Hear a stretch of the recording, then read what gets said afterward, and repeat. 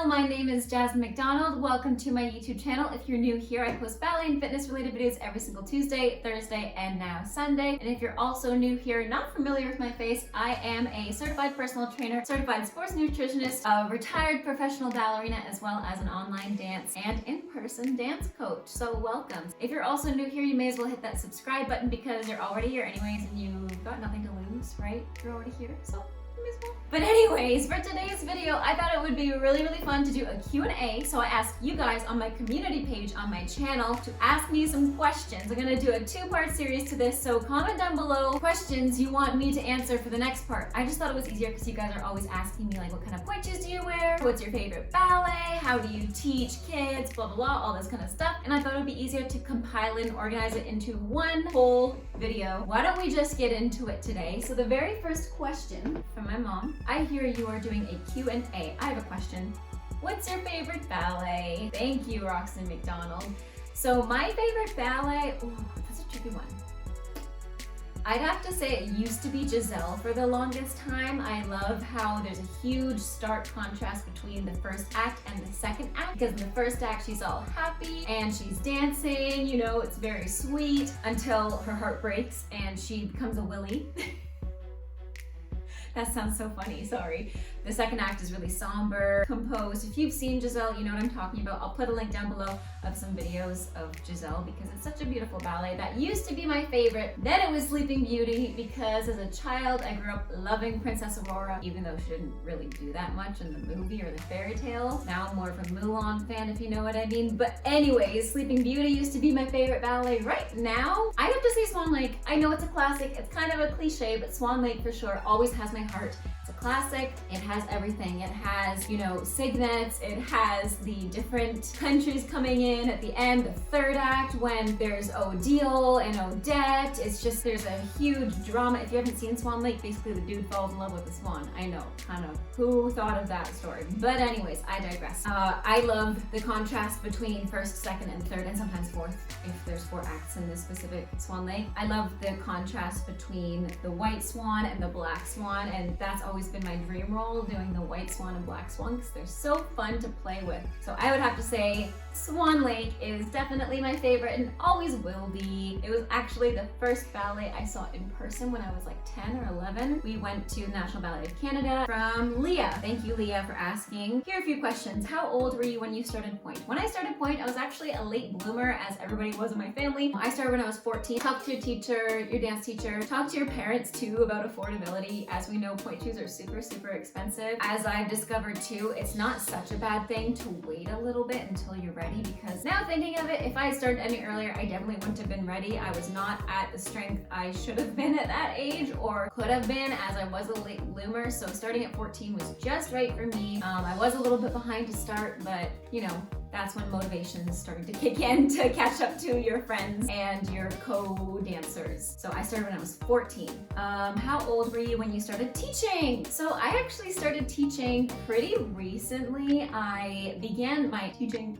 career when I was about 16 or 17. I used to help out at dance studios just as an assistant or fill in for teachers if they were sick. But I actually started teaching right when I left my old dance company in Europe. I moved back to Canada after being away from home since I was 14 pretty well. When I was 24, I think. 23 or 24. So I started teaching pretty much full-time by the time I was 23 or 24. Now I'm 25, so only really for the last year or two. Before then, I was again part-time filling in for people, so it wasn't my immediate and full-time job. So I'd say about 23, 24, I started teaching. Do you have any other jobs besides being a ballet teacher? So for a long time during the pandemic, I was actually working retail, but since my online dance studio started to build, I wanted to put my time and energy towards what I love doing, which is teaching dance. And I also wanted to start teaching at different studios at night. So I teach at 2 different dance studios around the area that I live in. I also teach online, and that's my only job at the moment. For like 6 months, I was working retail. That was during the pandemic when dance studios were closed. So I still wanted to make money, as we all did. Soul SZ asks, what are your future plans? I love this question. What are your future?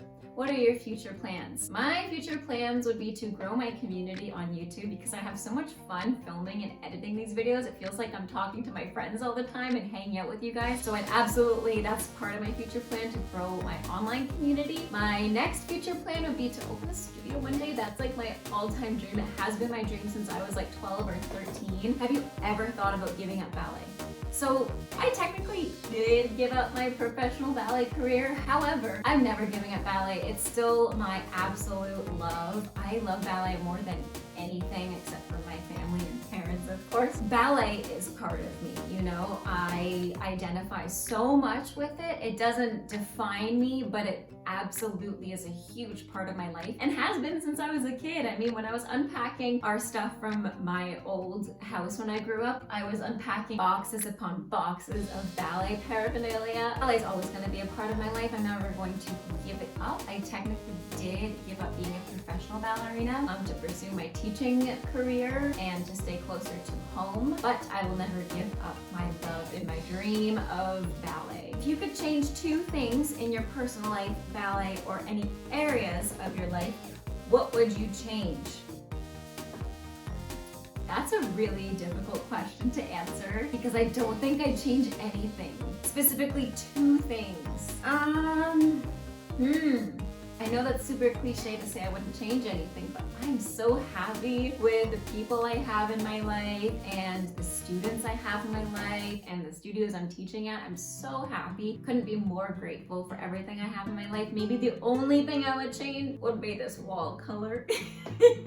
That's probably the only thing that I would change. Maybe spending more time with family and friends just because we all get super busy and I haven't been spending as much quality time with friends, partially because of COVID, but also partially because of the stress of moving and changing house, all that kind of stuff. Probably spending quality time with friends and making new friends too. But I love spending time with you guys too, so that counts as hanging out, right?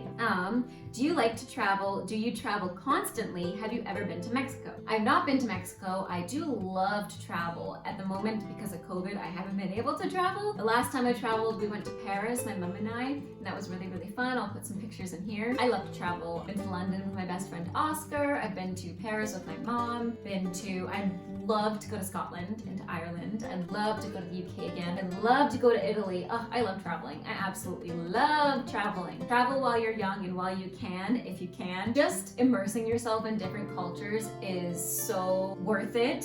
It's definitely worth spending the money to travel, especially to different places where you're not accustomed to the culture. Like when I moved to Romania, that was such a culture shock, but I learned so much there and I learned so much from different people. It was incredible. I would never take away that experience. Oh, also from Seoul, as said, a short time ago I met your channel and I really liked your way of being, your personality, your attitude. Every video of yours motivates me to keep going. Congratulations, and I hope you go ahead with this project. You are a beautiful inspiration. Greetings from Mexico. Thank you so much. That is so nice. To read these kinds of messages just makes my day and makes my heart so full. I'm so happy that I can be here for you guys because you guys are here for me and it makes me so happy to do this kind of stuff. So thank you. Like and subscribe for part 2. I'll be answering the rest of the questions. Thank you so much for watching. I hope you have a wonderful rest of the day. Stay safe and bye now.